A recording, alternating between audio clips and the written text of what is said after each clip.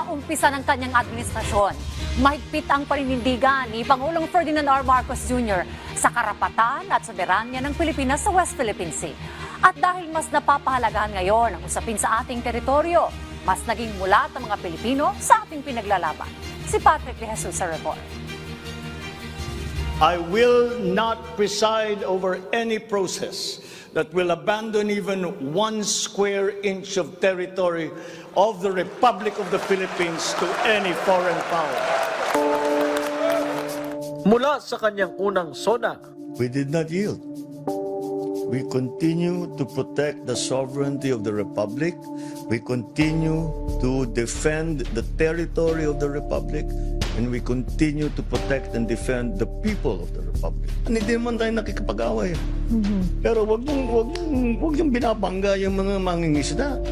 Hindi ba? Wag niyong kami hinaharang dun sa teritoryo namin.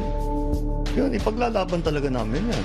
naninindigan pa rin ang administrasyon ni Pangulong Ferdinand R. Marcos Jr. sa karapatan at soberanya ng Pilipinas sa West Philippine Sea. Ibigay mo yan, ibigay mo ng, like they say, you give them an inch, they'll take a mile.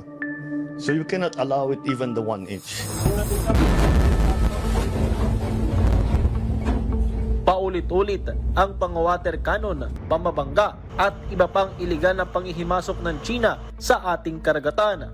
Pero ang pamahalaan hindi nagpapatinag.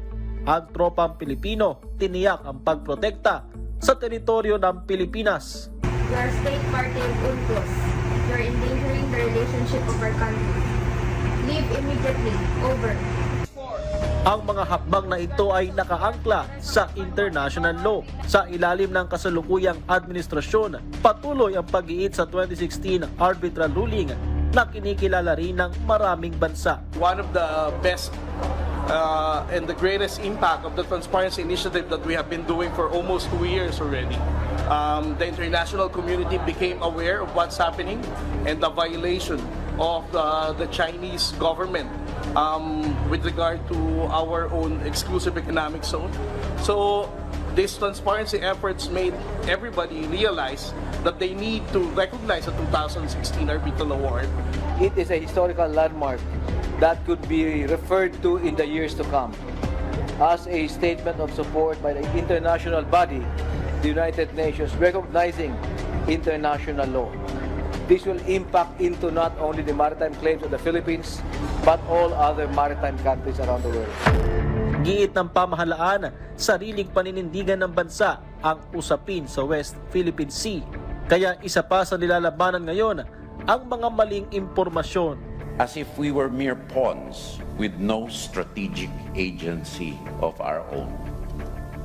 In that spirit, I would like to reiterate that the Philippine position on the West Philippine Sea is not a function of Sino-American strategic rivalry.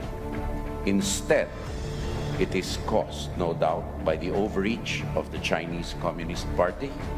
Sa Pulse Asia Survey na kinomisyon ng Stratbase at isinagawa noong huling linggo ng Hunyo, 73% ng 1,200 na respondents o 7 sa 10 Pinoy ay naniniwalang dapat ituloy ng kasalukuyang administrasyon ang pag-iit sa karapatan ng Pilipinas sa West Philippine Sea. Dahil mas napapahalagaan ngayon ang usapin sa ating teritoryo at soberanya, mayorya ng mga Pilipino ay mas mulat ngayon sa kung ano ang ipinaglalaban. Para sa SONA 2025 ng Integrated State Media, Patrick De Jesus, PTV.